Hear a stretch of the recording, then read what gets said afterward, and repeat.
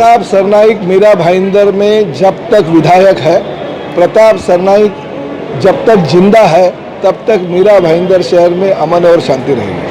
नमस्कार आदाब, आप देख रहे हैं ऑन रिकॉर्ड मीरा भाईंदर। 14 फरवरी को मीरा भाईंदर शहर में एकमात्र कैशलेस अस्पताल का उद्घाटन माननीय मुख्यमंत्री एकनाथ शिंदे के हाथों किया गया था। तब से लेकर अब तक का ये अस्पताल का कार्य चालू है, लेकिन इस अस्पताल बनने के बाद से लेकर अब तक का उस हाईवे पर कई सारे हादसे होने शुरू हो चुके हैं।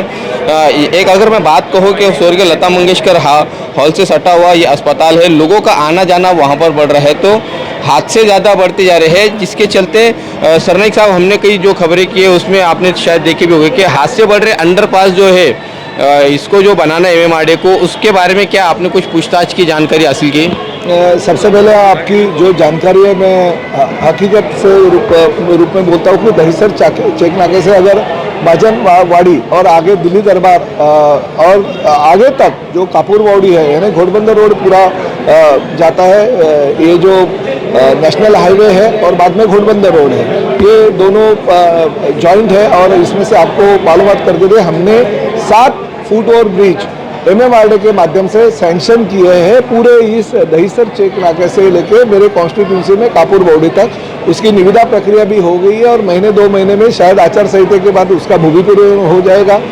ये बात सही है कि ये नेशनल हाईवे है, क्रॉसिंग बराबर तरह से नहीं है, इसलिए लोग बेचारे क्रॉसिंग करते हैं। कुछ उनके बच्चे हैं जो महाजनवाड़ी से पेनकर पाड़ा में जाते हैं, उन लोगों को आने के लिए या पेनकर पाड़ा से हमारे लता मंगेशकर नाट्यगृह में किसी को जाना पड़ता है तो अपघात होते हैं। अपघात की मालिका अभी बहुत बड़े पैमाने पे होना चालू कर दिया, तो मैंने एमएमआरडीए को लेटर दिया और एमएमआरडीए से ये 7 हमारे स्काई वॉक मंजूर सैंक्शन कर दिया और उसकी निविदा प्रक्रिया हो गई है। 1-2 महीने में उसका काम चालू हो जाएगा।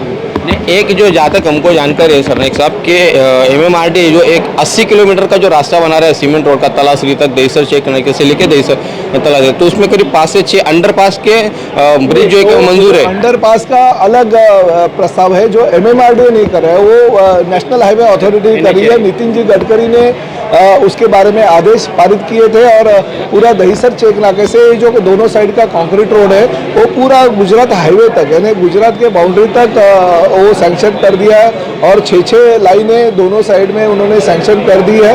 और उसमें कुछ जगह पे, हमारे यहाँ पे नहीं है अंडरपास, मगर कुछ जगह पे उन्होंने अंडरपास दिए हैं ताकि ये फुट ओवर ब्रिज की वजह से भी कुछ तकलीफें जहाँ पे होती है नेशनल हाईवे पे तो वो नहीं होगा। और अंडरपास में छोटी छोटी गाड़ियाँ जो है यानी 2 व्हीलर और 3 व्हीलर रिक्शा वगैरह भी पास हो सके, वो हिसाब से वो अंडरपास दे रहे हैं ताकि छोटी छोटी गाड़ियाँ भी रोड क्रॉसिंग नहीं करेंगे नेशनल हाईवे पे, तो अपघातों की मालिका जो है वो कम हो जाएगी। मैं देश के जो हमारे पीडब्ल्यूडी मिनिस्टर आदरणीय नितिन जी गडकरी साहब को धन्यवाद देता हूँ कि मेरे कॉन्स्टिट्यूंसी से उन्होंने ये रास्ते का काम शुरुआत किया है, तो बहुत बहुत धन्यवाद। ये होने के बाद अपघातों की मालिका जो है वो कम हो जाएगी। सरनाईक साहब, 1 महीना होने को आ रहा है, स्वर्गीय इंदिराबाई बाबूराव अस्पताल सुचारू रूप से अब तक शुरू नहीं हुआ है, लोग सेवा नहीं ले पा रहे। हमने उद्घाटन किया था, उसी वक्त कहा था कि आचार संहिता के पहले हमको इसका उद्घाटन करना है और आचार संहिता में 3-4 महीने जाते हैं और उसका लोगों को फायदा नहीं होगा।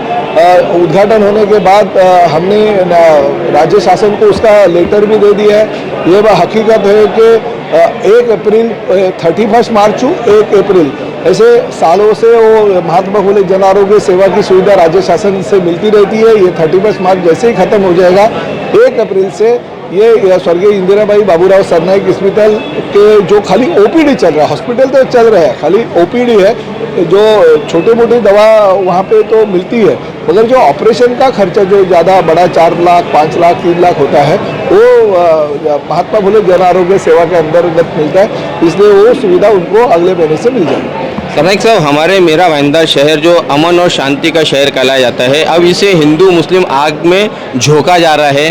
बतौर नेता आप इसे कैसा देखते हैं और आप क्या कोशिश करेंगे? प्रताप सरनाईक मीरा भाईंदर में जब तक विधायक है, प्रताप सरनाईक जब तक जिंदा है तब तक मीरा भाईंदर शहर में अमन और शांति रहेगी। सरनाइक साहब, अभी हाल ही में शहर की विधायिका गीता जैन ने विधानसभा सत्र में दरगाह को लेकर एक सवाल उठाया था और उस पर कार्रवाई करने की बात की, तो ये कहीं ना कहीं हिंदू और मुस्लिम का तनाव मीरा भाईंदर शहर में कायम रखना बात चाहते हैं। कही है। मीरा भाईंदर शहर का लोक प्रतिनिधि के तौर पे मैं 15 साल से नेतृत्व कर रहा हूँ। प्रताप सरनाइक जब तक इस शहर का विधायक है, जब तक प्रताप सरनाइक जिंदा है, तब तक इस मीरा भाईंदर में अमन और शांति रहेगी। प्रताप सरनाइक के मीरा भाईंदर शहर जलता हुआ कभी नहीं देखेगी। आपने उन्हें बहन कहा है, और क्या आप अपनी बहन को कोई सलाह मशवरा देंगे क्या शहर की वो शांति अगर के? मुझसे पूछने आएंगी तो जरूर सलाह दूंगा। आपका भी फर्ज बनता है सरनाइक साहब, सर आपका भी फर्ज बनता है आपकी बहन को सलाह दें।